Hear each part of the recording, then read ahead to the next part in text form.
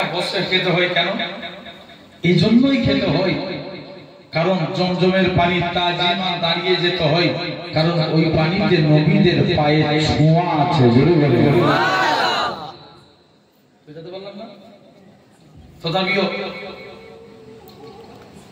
আল্লাহ গুনাহগারকে সুন্দর মাহফিলে আনিয়েছে, কত সুন্দর করে প্যান্ডেল করেছে, মাদ্রাসাকে সাজিয়েছে। আলহামদুলিল্লাহ। আপনারা এই একদম অল্প টাইম, খুব বেশিক্ষণ হয়তো আপনাদের কষ্ট দেবনি, অল্প কিছু টাইম দু একটা কথা বলবো, অসুবিধা হবে নাকি? আপনারা একটু তকবীর দেখি তো জোরে ঝেড়ে দেন।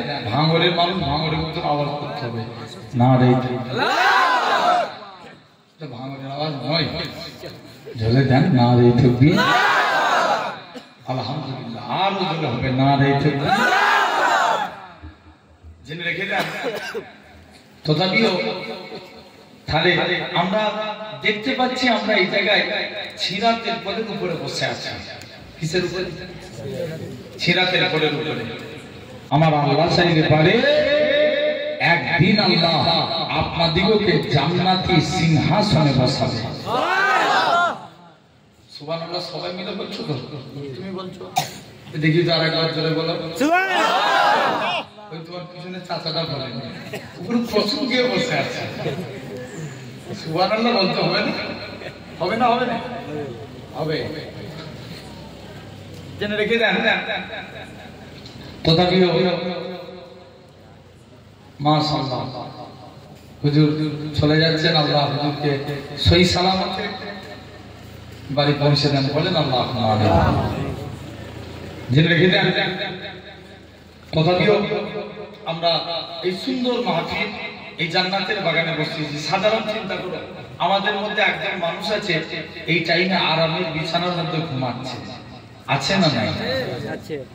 আছে না? আরো কত মানুষ আছে দেখো এখনো রাস্তায় ঘুরছে, নাই? আরো কত মানুষ আছে এই টাইমে হসপিটাল বলেন, নার্সিংহোম বলেন, বিভিন্ন জায়গায় অসুস্থ অবস্থায় বেডের বিছানার মধ্যে শুয়ে আছে, নাই? আরো কত মানুষ আছে গুনাহের কাজে লিপ্ত হয়ে আছে। তো আমার আল্লাহ কত বড় দয়াবান, কত বড় মেহেরবান যে আল্লাহ আপনার আমার শরীরকে সুস্থ রেখে সবল করে তামাম গুনাহ থেকে দূরে সরিয়ে রেখে এমন এক কুরআন হাদিসের মাহফিলে বসার তৌফিক দিয়েছেন যে জায়গায় বসলেই গুনাহ মাফ। আরো জোরে বলেন সুবহানাল্লাহ। জেনে রেখে দেন। তথাপিও সেই সুন্দর মাহফিলে বসেছি। আজকে ছোট্ট একটা বিষয় নিয়ে আপনাদের কাছে আলোচনা করব। তার আগে দুই একটা কথা বলে নিই, কারণ জেনে রেখে দেন এই যে আগামী কাল যে রাত এসছে, এই কালকে রাতটা কিন্তু খুব গুরুত্বপূর্ণ আমাদের কাছে, হ্যাঁ কি না ভাই? নবীর সাহাবীরা নবীর কাছে আরজ করলেন, ইয়া রাসূলুল্লাহ, হাবিবাল্লাহ, হুজুর আগেকার যুগে নবীরা কতদিন করে সব হায়াত পেত না? পেত। জি পেত। আদম নবী 1000 বছর, নূহ নবী 1400 বছর, কেউ 700 বছর, কেউ 300 বছর। আচ্ছা, ওই 1400 বছর আর এই 60 বছর কোন ওজনে ফেলা যাবে? কথা বলে জোরে বলো, জোরে বলো। ফেলা যাবে না। তাহলে আমাদের বয়স মাত্র 60 বছর। এখন মানুষ বাঁচে কতদিন? 60-70, হ্যাঁ কি না? তাও টিকবে বলে মনে হয় না, কারণ তো সব ভেজাল। কথা বলে হ্যাঁ কি না? আগেকার যুগের মানুষ 90-100 বছর করে বাঁচত। এই মাদ্রাসার সভাপতি সাহেব দিয়েছিলেন দরবারে পিন্ডঘর শরীফ, হুজুর কেবলাকে আল্লাহ 115 থেকে 118 বছর হায়াত দিয়েছিলেন। যে হুজুর কেবলা কত বড় আল্লাহর ওলি, যে হুজুরের লাশকে জমিনে রাখা হলো, আল্লাহ একটু মেঘ ছায়া করিয়ে দিলেন। জেনে রেখে দেন। এখন আমাদের জন্য এরকম এক একটা রজনী আসে, যেমন লাইলাতুল মিরাজ, কালকে রাতটা কি লাইলাতুল বারাত, রমজান মাসে আসবে লাইলাতুল কদর। এই এবছরে করবেন, পালন করবেন, বলেন ইনশাআল্লাহ। আমি বলে যাচ্ছি প্রতি রমজান মাসে 20টা রমজান যেই হয়ে গেল বেজরের রাত গুনবো। মনে করেন 21-এর রাত, তারপরে 23-এর রাত, বলো এই আপনারা বলছেন তো ভালো জানেন তো। তারপরে 25-এর রাত, তারপরে 27-এর রাত, তারপরে 29-এর রাত। কটা দিন হলো? 5টা দিন। 12 রাকাত করে 5 দিন নামাজ পড়তে পারবেন না? বলেন ইনশাআল্লাহ। আর যদি একবার নসিবে মিলে যায়, কোন দিনটা লাইলাতুল কদর জমহুর উলামাদের অভিমত 26-এর রাত অর্থাৎ 27 যে রাতটা এসেছে, এই রাতটা হলো জমহুর উলামাদের অভিমত, এটা লাইলাতুল কদরের রাত। সমুদ্রের পানি নুনটা না মিঠা? নুনটা। বলছে তাফসীরে জালালাইন কিতাবে এসেছে লাইলাতুল কদরের রজনীতে আল্লাহ সমুদ্রের নুনটা পানিকে মিঠা করে দেয়। কোন কোন রজনীর খাতিরে? কদরের রজনীর খাতিরে। ও কি গুরুত্ব আপনার লাইলাতুল কদরে, এত গুরুত্ব জেনে রেখে যান আমার ভাইরা, আব্বারা, তরুণেরা। এরকম ভাবে এই লাইলাতুল কদরের এক রাত ইবাদত করা মানে, এক রাত ইবাদত করা মানে 1000 মাস সমান 84 বছর। কত বছর? 84 বছর। এক রাত ইবাদত করা মানে 84 বছর ইবাদতের সমতুল্য। যদি বলবে না 1000 মাস সমান 84 বছর। জেনে রেখে যান। আসেন এই তাহলে এই লাইলাতুল কদর মনে করেন এখন মানুষ বাঁচে কতদিন? 60-70। কারণ যদি বান্দা কিয়ামতের দিন আল্লাহ হিসাব দিবে, 7 বছর হায়াত পেয়েছিস, কি করেছিস দেখা। বান্দা জবাব দিবে, আল্লাহ আমি 7 বছর ইবাদত করেছি, ঠিক কথা আল্লাহ, তবে না আমি 7 বছর নয়, আমি এক্সট্রা আরো 24 বছর ইবাদত করেছি। কে জবাব দিবে? বান্দা। আল্লাহ বলবে দেখা, হিসাব দেখা। বান্দা তখন দেখাবে, আল্লাহ লাইলাতুল কদরের এক রাত সমান কত? এই একটু আগে বললাম কত বছর? ভুলে গেলে হবে না, বলো বলো। 84 বছর। 84 থেকে 60 মাইনাস করে থাকে কত? 24। তাহলে বান্দা ঠিক জবাব দিয়েছে না? জানেন আল্লাহ আমি এক্সট্রা 24 বছর ইবাদত করেছি। কত আল্লাহ তার বান্দাকে ভালোবাসে। এক বান্দা সানাম সানাম করে একটা বুত মানে মূর্তির ডাকছে। কারে ডাকছে? মূর্তি। প্রতিদিন ডাকছে সানাম সানাম সানাম। একদিনও মূর্তি বান্দার ডাকে সাড়া দেয় না। সানাম সানাম করতে করতে একদিন সামাদ সামাদ কান্না। জোর করে বলো আল্লাহ। হাফেজ সাহেব বলো না, কুল হুয়াল্লাহু আহাদ আল্লাহুস সামাদ। কান্না আল্লাহর নাম। যখনই সামাদ বলে ডেকেছে, আরশে আজিম থেকে আমার আল্লাহ তার ডাকে সাড়া দিয়েছে। সবাই মিলে বলবে প্যান্ডেল ফেটে যাবে। এটা ভালো মাথায় রাখতে হবে। সব দিকে এগিয়ে ঝামেলা কোথায় বেশি হয়? কথা বলে না ভাঙড়ে। জলসা কোথায় বেশি হয়? তাহলে সুবহানাল্লাহ নাম রাখতে হবে না? জেনে রেখে দেখি নাম রাখতে হবে। এখন তো কলকাতার মানুষ আপনারা আলহামদুলিল্লাহ জেনে রেখে দেন। তথাপিও এরকম ভাবে এখন বান্দা ডাকছে আল্লাহকে। কত আল্লাহ তার বান্দাকে ভালোবাসে, কত মহব্বত করে। মুসলমান ছেলে মেয়েরা, পাড়া তরুণেরা, হে নবী প্রেমিকেরা, আমার আল্লাহ জানিয়ে দেয় বান্দারে, আমি আল্লাহ তোদের হাত দিয়েছি, আমি আল্লাহ তোদের পা দিয়েছি, আমি আল্লাহ তোদের চোখ দিয়েছি, আমি আল্লাহ তোদের শোনার জন্য কান দিয়েছি। বান্দারে বলো তো দেখি, চোখে হঠাৎ করে পোকা পড়ে গেলে আল্লাহ চোখের মাধ্যমে এমন একটা পানি দিয়েছে, মেশিনের সাহায্যে অটোমেটিক পোকাকে সাইডে ফেলে দেয়। তুমি চাইলে তোমাকে সহায়তা করে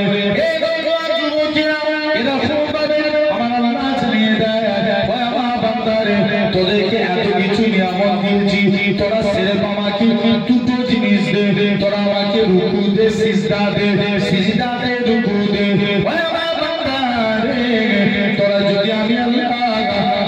রুকু দিস আমি আল্লাহ তোদের রুজি দেব তোরা যদি আমাকে সিজদা দিস আসসালাতু মিরাজুল মুমিনিন আমি আল্লাহ তোদেরকে আমার দ্বিধা দিয়ে দেব আল্লাহ বলছে বান্দা রুকু দে আমি আল্লাহ তোদের রুজি দেব আর সিজদা দিলে দিদার দেব যাও বান্দা তুমি চিন্তা করো না মুসলমান বলেছেন মেয়েরা বান্দা করো মেয়েরা এ বাংলার মানুষেরা শুনে রেখে আমার আল্লাহ জানিয়ে দেয় বান্দারে তোরা কত অন্যায় করেছিস কত গুনাহ করেছিস খবরদার লা তাকনাতু মির রাহমাতিল্লাহ ইন্নাল্লাহা ইয়াগফিরু যুনুবা জামিআ ইন্নাহু গফুরুর রাহিম তোরা আমার কাছে তওবা চা আমি আল্লাহ তোদের জীবনের গুনাহটাকে ক্ষমা করে দেব কারণ আমি আল্লাহ গুনাহ ক্ষমাকারী আল্লাহ বলছে বান্দা মাফ চা আমি আল্লাহ মাফ করে দেব মুসলমান বলেছেন মেয়েরা বাধা করো মেয়েরা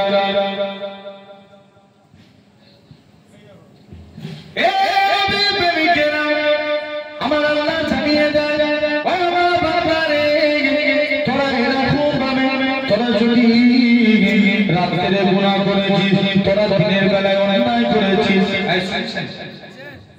আল্লাহ বলছে বান্দা তোরা দিনের বেলায় অন্যায় করেছিস রাতে তওবা চা আমি আল্লাহ তোদের মাফ করে দেব রাতে তওবা চা হলো না তোরা এরকম ভাবে সপ্তাহে একটা দিন যেটাকে বলা হয় ইয়াউমুল জুম্মা বারে তওবা করো জুম্মার দিনেও তওবা চা হলো না তোমরা মাসে একটা দিন তওবা করো মাসে তওবা চা হলো না বছরে একটা দিন যেমন লাইলাতুল কদর লাইলাতুল বারাত লাইলাতুল মিরাজ এরকম রজনীতে আল্লাহর বান্দারা যখন আল্লাহর কাছে কেঁদে কেঁদে তওবা করবে আল্লাহ পাক অন্যায় করে ফেলেছি খোদা তুমি ছাড়া মাফ করার কেউ নাই আল্লাহ তুমি ছাড়া আমাদের কে ক্ষমা করবে আল্লাহ আল্লাহ তুমি মাফ করে দাও বান্দা যখন কাকুতি মিনতি করে এই রজনীগুলোতে কাঁদতে থাকে আমার আল্লাহ জানিয়ে দেয় আমার বান্দারে ওই রজনীর কসম আমি আল্লাহ তোদের জীবনের গুনাহগুলিকে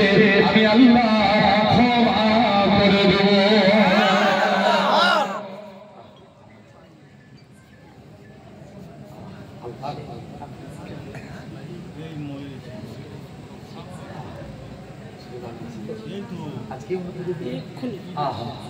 মাশাআল্লাহ হাজী সাহেব এই যা আল্লাহর কাবা থেকে মুসাফা করবেন সবাই বলেন ইনশাআল্লাহ ইনশাআল্লাহ এই এখন 40 দিন এই হাত আল্লাহর কাছে যা তুলে দোয়া চাইবে আল্লাহ কবুল করে নেবে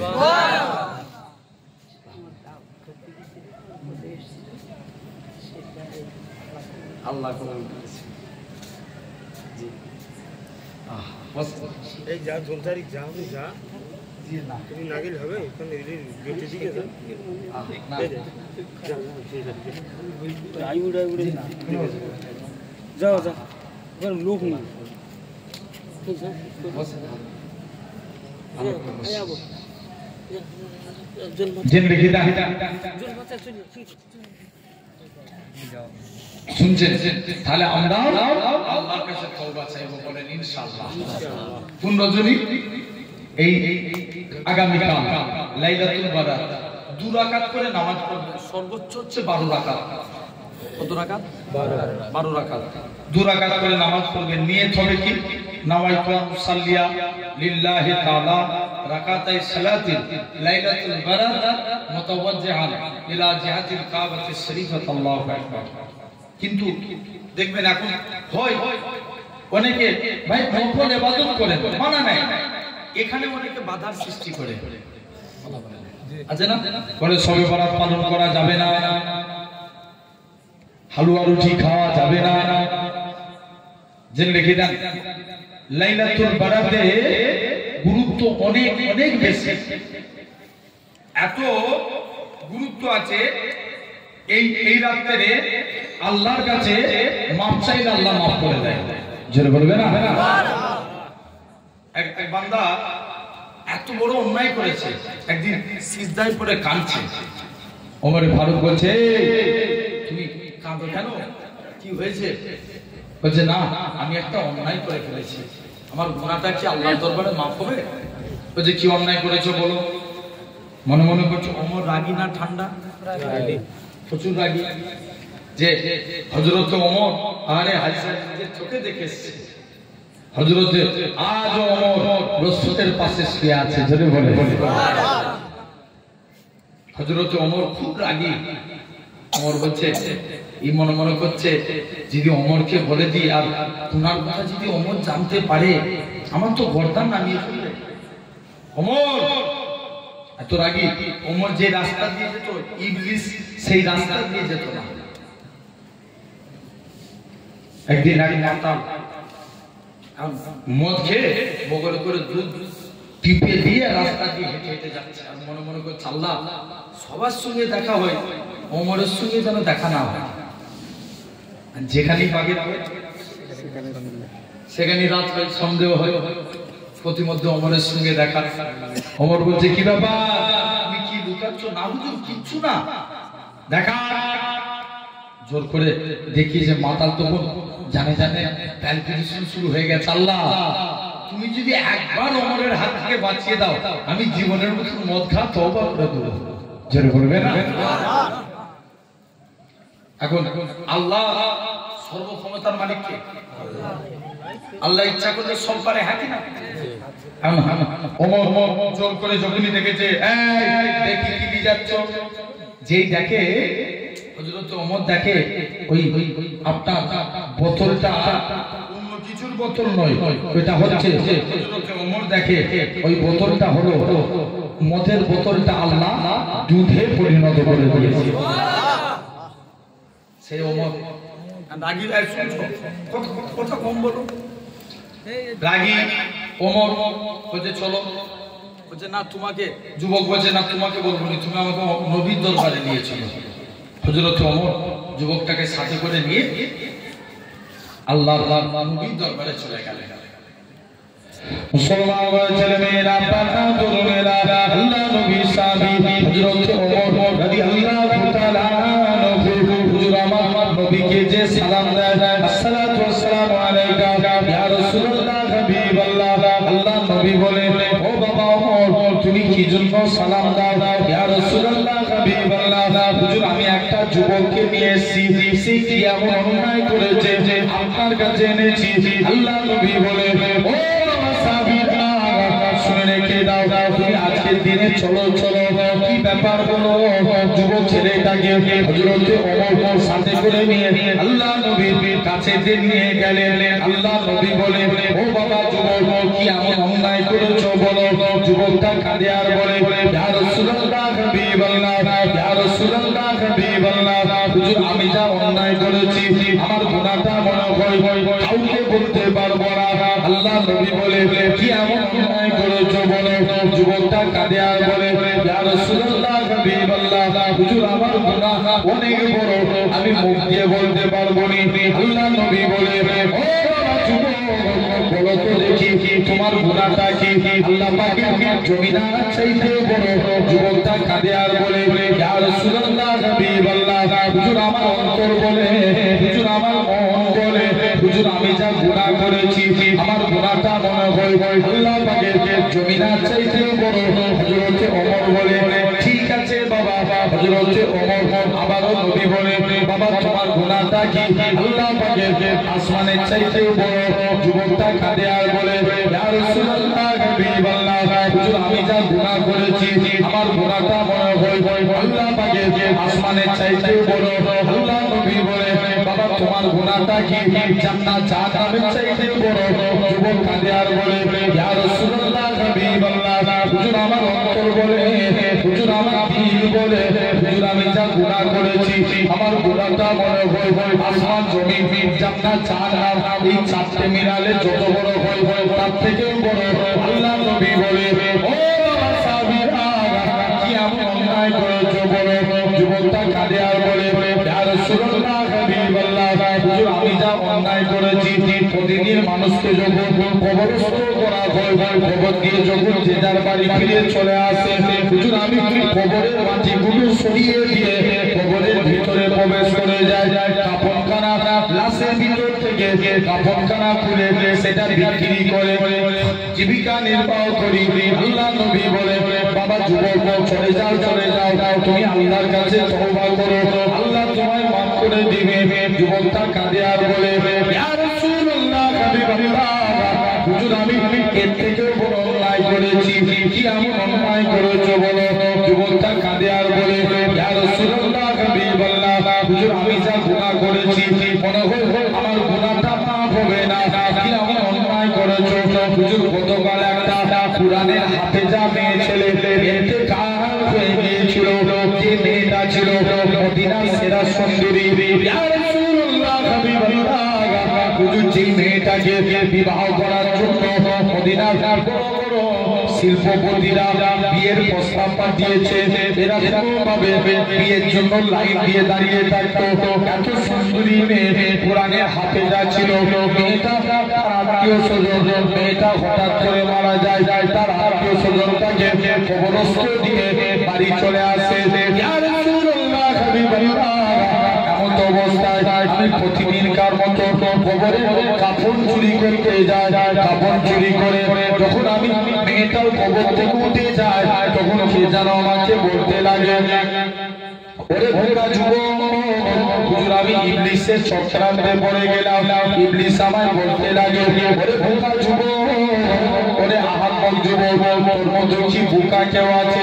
তুই এত বড় বোকা, কেননা শুনে রেখে দাও, আজকের দিনেতে তুই এত বড় বোকা। আজকের দিনে যে মেয়েটাকে দেখার জন্য মদিনার শিল্পপতি ছেলেরা লাইন দিয়ে দাঁড়িয়ে থাকতো, আজকে তুই সেই মেয়েটাকে একা ছেড়ে দিয়ে পালিয়ে যা। ইয়া রাসূলুল্লাহ হাবিবাল্লাহ, হুজুর আমি মেয়েটার সাথে জিনায় হয়ে গেলাম। জিনাখানা কমপ্লিট করে মেয়েটা যেন কবরের ভিতর থেকে কে যেন আমার আওয়াজ করে বলে, কাল পর্যন্ত আমি পবিত্র অবস্থায় কবরে এসেছিলাম, তুমি আমায় অপবিত্র করে দিলে, কাল কিয়ামতের ময়দানে আল্লাহ দরবারে বিচার দিলাম। হুজুর আমি এই চিন্তা করে সিজদায় পড়ে কাঁদি। নবী বলে, বাবা বেরিয়ে যাও, তোমার মুখখানা আর আমাকে দেখাবে না, এখান থেকে চলে যাও। যুবকটা কাঁদতে লাগে, আল্লাহ সবাই বাড়িয়ে দিল, আল্লাহ একমাত্র আপনি বর্ষা, আপনি নাকি কোরআন পাক ইরশাদ করেছেন, ওমা ইয়াতাকাল আল্লাহকে বাবু আওয়াজ বলছে বান্দা নাকি আল্লাহ আপনার উপরে ভরসা করে আপনি তার জন্য যথেষ্ট হয়ে যান। আল্লাহ আমি আপনার গুনাহগার বান্দা, আমি আপনার পাপী বান্দা, আল্লাহ আপনার উপরে ভরসা করে রইলাম। আমার আল্লাহ জানাবে সাক্ষাৎকার কি, ও আমার বান্দারে তুমি সত্য কথা বলেছো, ও আমার বান্দারে চলে যা, আমি আপনার জীবনের পাখার গুনাহটাকে ক্ষমা করে দিয়ে আমি আপনার তোর দিনে তোর জীবনের পাহাড় পরিমাণ গুনাহটাকে আমি আল্লাহ ক্ষমা করে দিলাম। যা, আমি আল্লাহ তোকে মাফ করে দিলাম। তাহলে এই কালকে রজনী আমাদের কাছে হ্যাঁ কি না? জোর করে বলো, আমরা আমার কাছে তওবা ইস্তেগফার করব, হ্যাঁ কি না?